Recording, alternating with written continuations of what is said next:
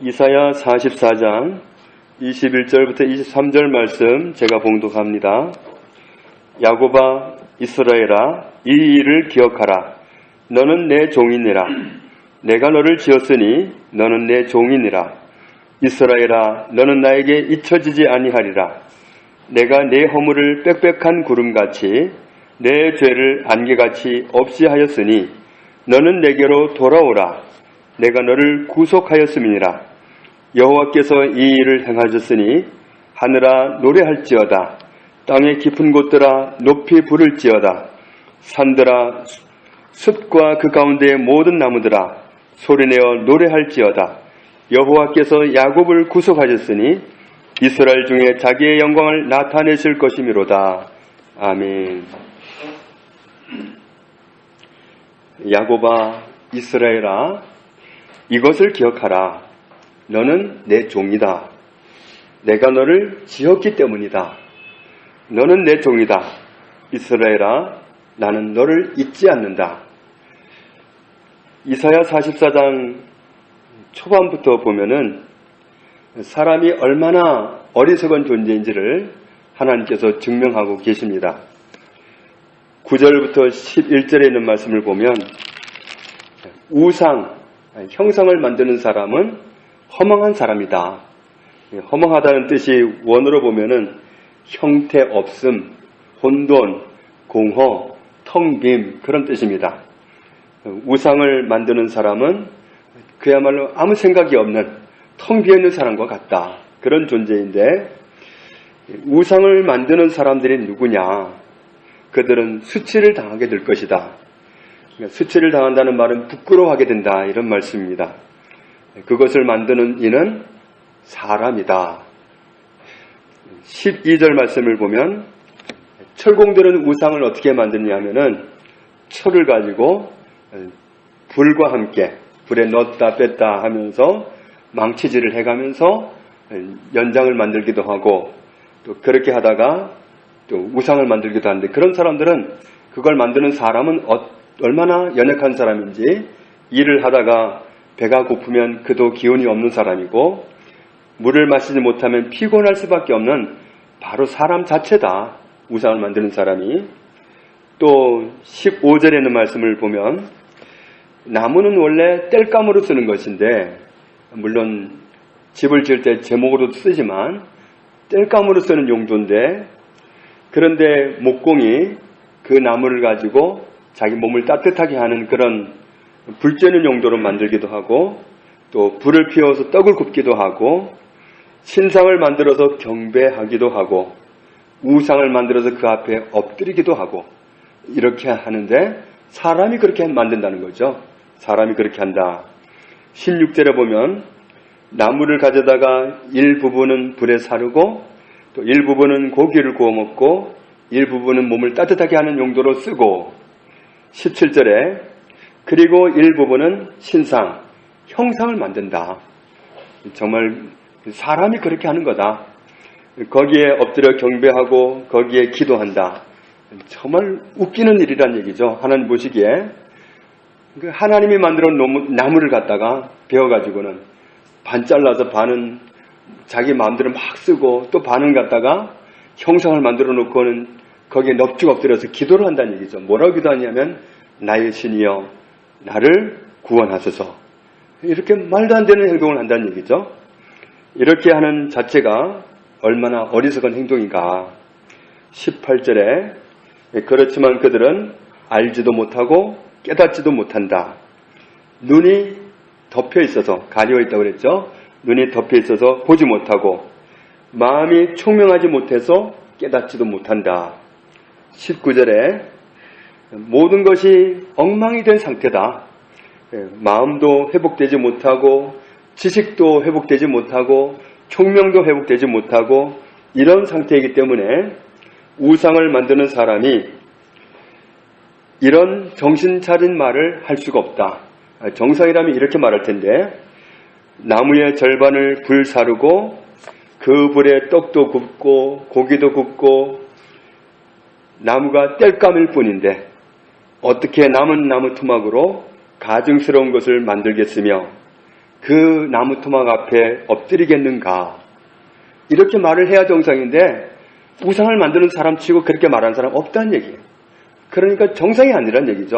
정상이 아니니까 자기가 깎아서 만들어 놓고 거기에 엎드려 절하고 거기에다가 복을 빌고 나를 도와달라고 그러고 나를 구원해달라고 하고 이런 말도 안 되는 일을 한다는 얘기죠. 그 어리석은 행동을 하는 사람이 바로 사람이다. 이렇게 하나님의 지음을 받은 사람들이 어리석은 행동을 한다는 얘기죠. 20절에 보면 죄를 먹고 그랬는데 이 죄를 먹는다는 말이 죄라는 말이 가치 없는 것 그런 뜻입니다. 가치 없는 것을 먹고는 원어로 보면 기뻐하다 즐거워하다 그런 뜻입니다. 가치 없는 것을 기뻐하고 가치 없는 것을 즐거워하고 허탄한 마음에 미혹되어서 이렇게 말하지도 못한다. 이렇게 말해야 정상인데 이렇게 말하지도 못한다. 영혼을 구원하지 못하는 거짓된 것이 내 오른손에 있지 않는가. 이렇게 말을 해야 되는데 이렇게 말을 못한다는 얘기예요. 자기가 만든 우상을 들고는 그렇게 말을 해야 된다는 얘기죠. 영혼을 구원하지도 못하는 헛된 것이 내 손에 있다. 이렇게 말을 해야 되는데 그렇게 말하는 우상 만든 사람이 없다는 얘기죠. 44장 21절 이하에 하나님은 말씀합니다. 우리는 그렇게 어리석게 살 존재가 아니다. 21절 같이 읽겠습니다. 야곱아 이스라엘아 이 일을 기억하라. 너는 내 종이니라. 내가 너를 지었으니 너는 내 종이니라. 이스라엘아 너는 나에게 잊혀지지 아니하리라. 대장장이가 만든 우상이 너희를 만든 것도 아니고 목공이 만들어 놓은 그 우상이 너희를 만든 것도 아니고 여호와 내가 너희를 만들었다. 그렇기 때문에 너희는 내 종이다. 내가 너희를 만들었으니 너희가 내 종이 아니고 누구 종이냐?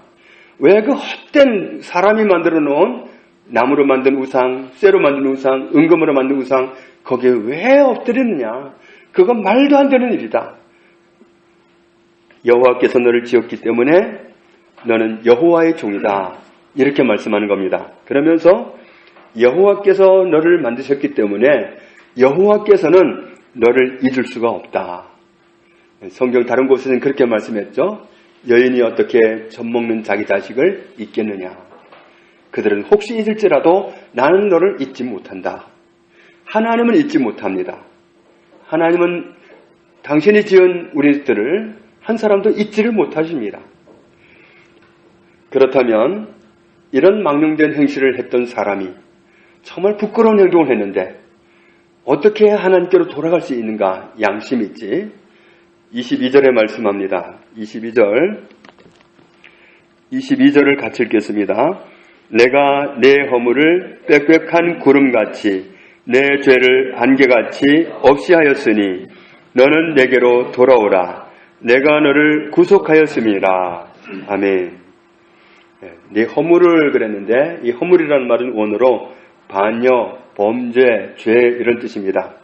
너희의 반역, 너희의 범죄, 너희의 죄를 짙은 구름 사라지듯이 그리고 내 죄를 짙은 구름 사라지듯이 없이 하였다. 없이 하였다는 말이 원어로 보면 도말하다, 제거하다, 씻다, 닦아내다 그런 뜻입니다.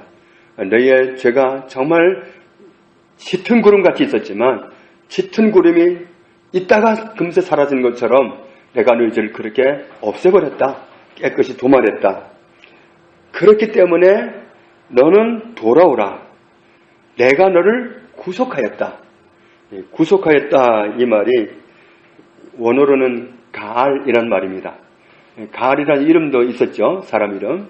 네, 가알이 무슨 뜻이냐면은 되사다, 속량하다, 구속하다, 근친의 역할을 행하다. 어떤 재산이 갑자기 재정적으로 어려워지면 재산을 뺏기게 되잖아요. 뺏기게 되면 그러면 재산도 뺏기고 몸도 종으로 팔려가는 수가 있어요. 그럼 그 사람 회복하는 방법은 뭐냐면 가까운 근친이 돈을 지불하고 그 몸값을 지불하고 아니면 땅값을 지불하고 되찾아 주는 겁니다.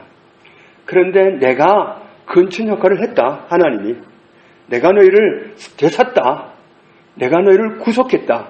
이런 말씀입니다. 그러니까 돌아오라.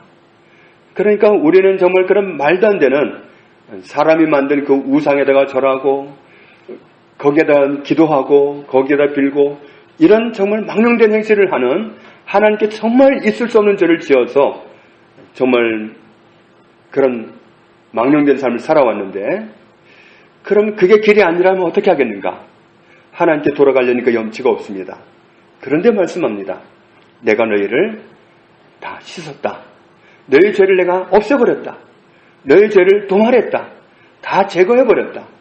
내가 너희를 되찾다. 내가 근친 역할을 했다. 그러니 돌아와라. 옛날에는 이런 광고가 신문에 참 많이 있었습니다. 아무개야,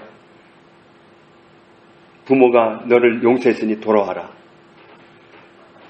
하나님에게서 배웠나 봐요, 사람들이. 어떻게 알고 하나님이 이런 방법 쓴 줄 알고 하나님을 따르는지 모르겠어요. 돌아와라. 돌아오면 용서해준다 이게 아니라 내가 너를 용서했으니 돌아와라. 하나님은 용서를 해놓고 돌아오라고 하시는 거예요. 용서했다. 내가 너의 죄를 다 없애버렸다. 기억하고 있는 게 아니라 죄를 없애버렸다. 하나님은 정말 우리를 사랑하십니다. 정말 말도 안 되는 일을 했지만 그 죄를 다 없애버리시고는 내가 없애버렸으니까 돌아와라. 이렇게 말씀하는 겁니다. 속량하다 그런데 속량하다는 말이 국어사전에 보면 몸값을 받고 종을 놓아주어 양민이 되게 함. 속량, 양민 할 때 그런 민입니다. 예, 그런 양입니다. 그래서 몸값을 받고 종을 놓아주어서 양민이 되게 함. 몸값을 지불하고 자유를 주는 그런 제도를 말하는데 이렇게 했으니까 돌아와라. 우리는 하나님 없이는 살 수 없는 존재입니다. 여호와께로 돌아가는 길만이 살 길입니다. 여호와 하나님과 함께 살면서 하나님을 찾고 또 찾고 자꾸만 찾으면서 계속 찾으면서 그렇게 하나님과 함께 살아야 정상적으로 살아갈 수가 있습니다. 하나님을 잃고 나니까 벌써 제정신이 아니에요.